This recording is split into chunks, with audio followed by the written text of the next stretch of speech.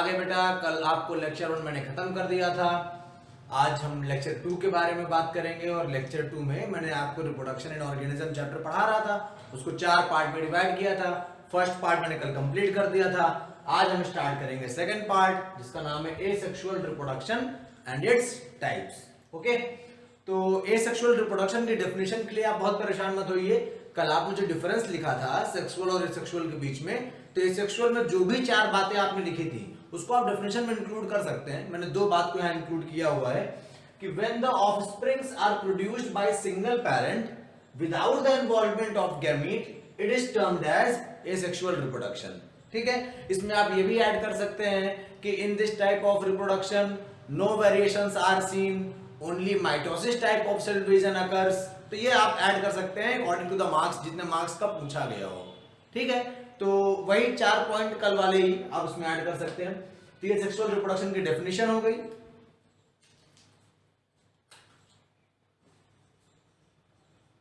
Definition के बाद asexual reproduction plants में भी होता है और एनिमल्स में भी होता है। कल मैंने एग्जांपल आपको लिखवाया भी था, लोअर प्लांट्स और अर्ली एनिमल्स। ठीक है, तो देखिए यहां पर दिखाता हूं मैं आपको प्लांट्स में कैसे होता है और एनिमल्स में कैसे होता है। Asexual reproduction in animals, in plants. तो प्लांट्स में सिर्फ एक टाइप का होता है, that is vegetative propagation. Vegetative propagation natural भी होता है और आर्टिफिशियल भी होता है। आर्टिफिशियल में आपने नाम सुना होगा कटिंग, लेयरिंग, ग्राफ्टिंग, तो ये आर्टिफिशियल में आएगा। नेचुरल में रूट्स के थ्रू, स्टेम के थ्रू, लीव्स के थ्रू, तो ये natural type of vegetative propagation हो जाएगा। तो प्लांट्स में सिर्फ इतना पोर्शन होता है बेटा, ये सिर्फ प्लांट्स का पोर्शन है। ठीक है, नेक्स्ट हम लोग आते हैं एसेक्सुअल रिप्रोडक्शन इन एनिमल्स। ठीक है, तो एनिमल्स में जब हम आएंगे तो कई टाइप का है, फिजन, बडिंग, स्पोरुलेशन, फ्रैगमेंटेशन। ठीक है, एक और टाइप का लोग, हालांकि ये कंट्रोवर्शियल है, रीजनरेशन का। कंट्रोवर्शियल क्यों है? इसलिए कि आप सीधा पहले बेसिक पे जाइए कि रिप्रोडक्शन की डेफिनेशन क्या है। The biological process in which organism produce young ones of its own kind. Produce young ones पे ध्यान दीजिए। रीजनरेशन में कई ऐसे एग्जांपल्स हैं जहां पर यंग वंस नहीं प्रोड्यूस होते। लिजर्ड अपनी पूंछ वापस ले आती है तो यंग वन कहां प्रोड्यूस हुआ। ठीक है, आपकी टंग जो कभी कभी बात करते हुए दांत में फंस जाती है, कट जाती है, तो रीजनरेशन होता है ना उसमें, तो ये नई टंग थोड़ी आ गई। Is that clear? तो मेरे कहने का मतलब सिर्फ इतना है कि रीजनरेशन बहुत कंट्रोवर्शियल है, तो रीजनरेशन को हम इसमें नहीं इंक्लूड करेंगे। ठीक है, तो एसेक्सुअल रिप्रोडक्शन को एनिमल्स में 4 है सिर्फ, फिजन, बडिंग, स्पोरुलेशन और फ्रैगमेंटेशन। पहले हम लोग चलेंगे फिजन में। फिजन मतलब ही होता है डिवीजन, फिजन मतलब ही होता है डिवाइड। ठीक है, ऐसे बोलते ना न्यूक्लियर फिजन, न्यूक्लियर फ्यूजन। तो फ्यूजन मतलब जुड़ना, फिजन मतलब डिवीजन। तो फिजन मतलब ही होता है डिवीजन। फिजन हमारे यहाँ 2 टाइप के होते हैं, एक है बाइनरी, उसमें एग्जांपल है अमीबा। एक एक एग्जांपल मैंने दे रखा है, बाकी आप लोग देख लीजिएगा, या मैं भी और जब एक एक के बारे में बताऊंगा तो और भी एग्जांपल बता दूंगा। अभी एक एक मैंने लिख दिया है। बाइनरी में है अमीबा अपने पास, मल्टीपल में है प्लाज्मोडियम। ठीक है, एक और खास बात अभी बताऊंगा इसके बारे में जब फिजन हम लोग पढ़ रहे होंगे। दूसरा है बडिंग। बडिंग 2 टाइप की होती है, एक्सटर्नल और इंटरनल। जब बॉडी के अंदर हो रही हो तो इंटरनल, बॉडी के बाहर से दिख रहा हो तो एक्सटर्नल। एक्सटर्नल में हमारे पास एग्जांपल है हाइड्रा, इंटरनल में एग्जांपल है स्पॉन्जिला। तीसरा है स्पोरुलेशन, इसमें स्पोर्स वगैरह बनते हैं, तो वो इसका एग्जांपल है क्लोनाइडोमोनास। और चौथा एग्जांपल हमारे पास fragmentation. Fragmentation occurs in planaria. तो ये 4 टाइप के हो गए एसेक्सुअल रिप्रोडक्शन इन एनिमल्स, और वो हो गया हमारे पास एसेक्सुअल रिप्रोडक्शन इन प्लांट्स। अब हम आपको एक एक करके डिफाइन करेंगे, पहले फिजन, फिर बडिंग, फिर स्पोरुलेशन, फ्रैगमेंटेशन। ठीक है बच्चों, देखिए फिर अब ये है हमारा एसेक्सुअल रिप्रोडक्शन इन एनिमल्स। तो अभी तक हम बात कर चुके थे इसके बारे में, और ये हमने स्टार्ट किया पहला फिजन। फिजन देखिए हमारे यहाँ 2 टाइप का है। फिजन का बेसिक मतलब डिवीजन होता है। फिजन हमारे यहाँ 2 टाइप का है, बाइनरी और मल्टीपल। बाइनरी हम लोग स्टार्ट करते हैं। बाइनरी में पहला पॉइंट है, it is the division of parent cell into 2 nearly equal sized daughter cell, into 2 nearly equal sized daughter cell। दूसरा है it occurs in single celled organism। ठीक है, तो तीसरा हमारे पास एग्जांपल है बैक्टीरिया, प्रोटोजोअन्स और अमीबा। एक बात मैं आपको और यहां बता दूं, खास बात है, ये स्टार मार्क करके लिखना।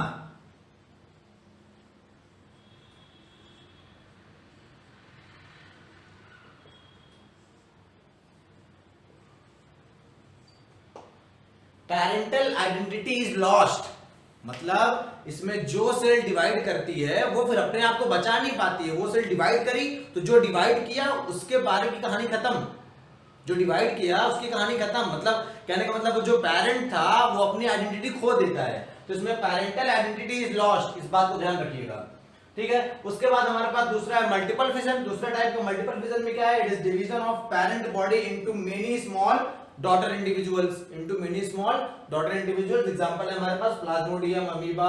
अच्छा, अमीबा इन अनफेवरेबल कंडीशन। एक बात बता दें हम आपको, जिस भी इन्वायरमेंट में कोई भी ऑर्गेनिज्म ग्रो कर रहा है तो एक बात ये क्लियरली समझिएगा कि वो उसके लिए फेवरेबल कंडीशन है, तभी वहां पर वो ग्रो कर रहा है या तभी वहां पर उसकी पॉपुलेशन है, ठीक है। लेकिन वो कंडीशन वहां पर वैसी रहेगी हमेशा, ये इस बात के श्योरिटी इन्वायरमेंट नहीं देता, ठीक है। तो जब कभी कंडीशन चेंज होती है या ऐसी कंडीशन आती है जिस कंडीशन के लिए अपने आप को वो पहले से सरवाइव करने के लिए इनेबल नहीं कर रखा है, तो वो कंडीशन कहलाती है अनफेवरेबल कंडीशन। जैसे फॉर एग्जांपल कोई बंदा था अभी लॉकडाउन से पहले, उसका पूरा वर्क फील्ड वर्क था, मतलब सुबह निकल जाता था 9 बजे, रात में 9 बजे 10 बजे आता था, 12-13 घंटे फील्ड वर्क। उसके लिए तो लॉकडाउन क्या है, अनफेवरेबल कंडीशन, उसको फेवर नहीं करती। लेकिन जिस बंदे को सारा दिन घर पे ही रहना था उसके लिए लॉकडाउन क्या है, फेवरेबल कंडीशन। उसको पहले भी कोई फर्क नहीं पड़ेगा, अब भी कोई फर्क नहीं पड़ेगा। लेकिन जो बंदा हमेशा फील्ड वर्क करता था उसके लिए लॉकडाउन अनफेवरेबल कंडीशन है। तो वैसे अमीबा के पास जब कभी भी अनफेवरेबल कंडीशन आ जाती है जिसमें वो सरवाइव करने का अपने आप को पूरी तरह से इनेबल नहीं कर चुका है, तो उस समय फिर ये मल्टीपल फिजन करता है। देखिए ये मल्टीपल फिजन करता क्यों है, अनफेवरेबल कंडीशन आई, अनफेवरेबल कंडीशन में चांसेस है कि ये मर जाए, ठीक है, चांसेस है मर जाए, इसीलिए ये मल्टीपल फिजन करता है ताकि एक पेरेंट से कई सेल बन सकें, और अगर 2-4 मर भी जाएं तो 1-2 सरवाइव कर जाएं। अगर 1 से 2 बन रहे हैं अनफेवरेबल कंडीशन में, दोनों मर गए तो स्पीसीज खत्म, नेचर स्पीसीज खत्म। मल्टीपल फिजन से फायदा क्या है, 6-7 डॉटर सेल्स बने, 6-7 में अगर 3-4 डेड भी हो गए किसी वजह से तो 2-3 तो बच जाएंगे ना, कि स्पीसीज तो कंटिन्यू, ठीक है। तो दिमाग सबके पास है, नेचर दिमाग लगा के चल रहा है, ठीक है, humans are not the only ones. अच्छा, मैं आपको वहां ये समझाया नहीं, डायग्रामेटिक रिप्रेजेंटेशन है ये बाइनरी फिजन का।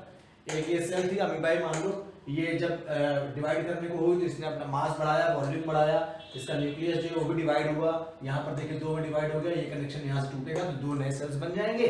और मल्टीपल फिजन में क्या था, ये था एक सेल, इसके अंदर कई ढेर सारे बने, मलेरिया प्लाज्मोडियम में होता है, तो ढेर सारे के अंदर बने इसके डॉटर सेल्स और फिर ये बर्स्ट ऑफ होकर सेल से बाहर आ गए। This is the example of multiple fission. तो फिजन हमारा यहाँ खत्म होता है, नेक्स्ट टॉपिक हमारा होगा बडिंग।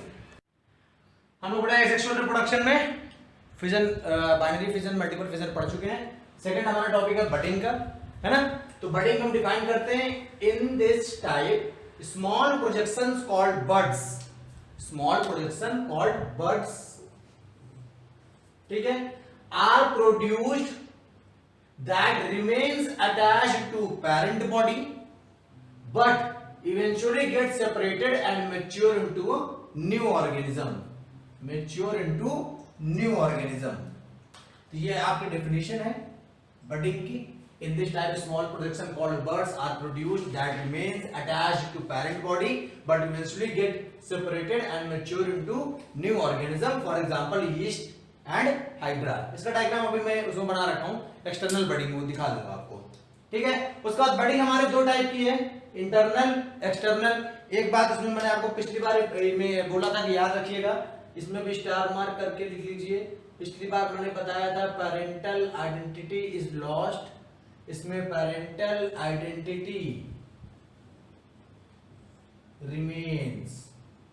होता क्या है, पेरेंट बॉडी से एक बड निकलता है छोटा सा, उस बड में न्यूक्लियस का ट्रांसफर होता है और वो बड जब मैच्योर हो जाता है, सेल्फ सस्टेनेबल, सेल्फ सस्टेन कर सकता है अपने आप को, तो वो पेरेंट बॉडी से डिटैच होके जाके नया ऑर्गेनिज्म बना लेता है। तो पेरेंट का तो कहीं लॉस नहीं हुआ, ठीक है।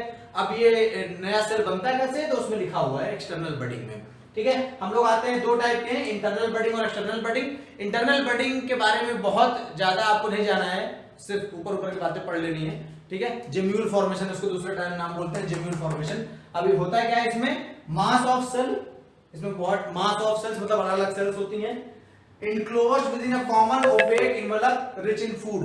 तो एक इन्वेलप में ये अटैच, एक इन्वेलप कहने का मतलब एक कवर के अंदर ये स्मॉल मास ऑफ सेल होता है और यहाँ पे अबंडेंट ऑफ फूड होता है। अबंडेंट ऑफ फूड क्यों होता है? इन मास ऑफ सेल्स को खिलाने के लिए। इन मास ऑफ सेल्स को न्यूट्रिशन चाहिए होगा ना, तो न्यूट्रिशन कौन देगा? ये जो रिच इन फूड है, इन्वेलप जो रिच इन फूड है। अब क्या करेंगे? They germinate to give rise to new plant. जो इनके अंदर मास ऑफ सेल है, जब वो मैच्योर होंगे तो they will germinate to give rise to a new plant. Example है हमारे पास स्पॉन्जिला, मरीन स्पंजेस। ये मरीन स्पंजेस मतलब मेंबर ऑफ पॉरीफेरा में चले जाइए। स्पॉन्जिला आपने पढ़ा है क्लास 11th में। क्लास 11th में स्पॉन्जिला आपने पढ़ा हुआ है। Fresh water sponge, page number 50 पे जाइएगा। एनसीईआरटी पेज नंबर 50 सबसे ऊपर लिखा हुआ है फ्रेश वाटर स्पंज, ठीक है, स्पॉन्जिला। तो अब हम लोग आते हैं, ये हमारा इंटरनल बडिंग था। अब हमारा अगला टॉपिक होगा एक्सटर्नल बडिंग का। जाते हैं हम लोग एक्सटर्नल बडिंग पे। ओके, टॉपिक है एक्सटर्नल बडिंग का। तो एक्सटर्नल बडिंग में क्या है? A bud develops on an outgrowth, bud एक आउटग्रोथ बना लेता है due to the repeated cell division.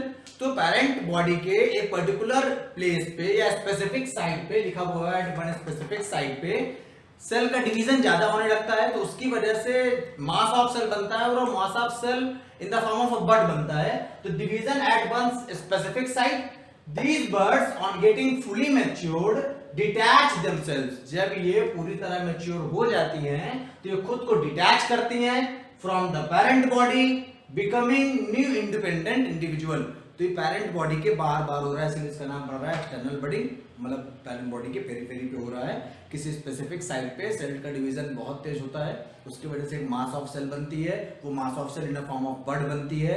वो बड में जब न्यूक्लियस पहुंच जाता है तो ये अपने आप को डिटैच कर लेती है। ये पेरेंट बॉडी है, ये न्यूक्लियस है, ठीक है। और उसके बाद देखिए यहाँ पर ये स्पेसिफिक साइट थी जहाँ पे डिवीजन ज्यादा हुआ, फिर यहाँ पे न्यूक्लियस डिवाइड कर गया। उसके बाद ये पेरेंट बॉडी है और ये बड है। ये बड जाके एक नई पेरेंट बॉडी बना लेगा। This is the example of external budding. तो बडिंग में हमारा खत्म होता है। नेक्स्ट टॉपिक हमारा होगा फ्रैगमेंटेशन।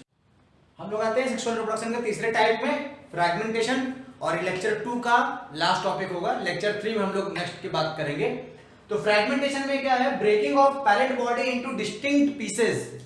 डिस्टिंक्ट पीसेस इसलिए बोला क्योंकि नंबर ऑफ पीसेस वेरी करते हैं, डिपेंड करता है पेरेंट बॉडी कितनी बड़ी है साइज में। तो breaking off parent body into distinct pieces, each of which regenerates into an offspring is called fragmentation. तो अब इसमें मैं आपको एक खास बात बता दूं, बहुत बड़ी कंफ्यूजन की होती है। Breaking off parent body into distinct pieces, 1 2 3 4 piece में ये बॉडी डिवाइड हो सकती है। 5 होते तो 5 में, 6 होते तो 6 में। एक बात और याद रखिएगा। दूसरी बात ये इंपॉर्टेंट है कि जब एक पूरा फ्रैगमेंट टूटेगा, ये मान लो टूट गया, तभी इससे नई बॉडी बनेगी। अगर 1.5 यहां से टूटा अगर फ्रैगमेंट, या यहां से टूट गया, मतलब एक कंप्लीट की बजाय थोड़ा सा कम है, थोड़ा सा ज्यादा से टूट गया, तो बॉडी नहीं बनेगी दूसरी। एक कंप्लीट फ्रैगमेंट टूटता है तभी नई बॉडी बनती है। तो दिस कम्स अंडर फ्रैगमेंटेशन, ठीक है। तो फ्रैगमेंटेशन हमारा खत्म हो गया। हमारे पास एग्जांपल है हाइड्रा और प्लानेरिया का। बाकी फिर हम आपको लेक्चर 3 में मिलते हैं। बाय।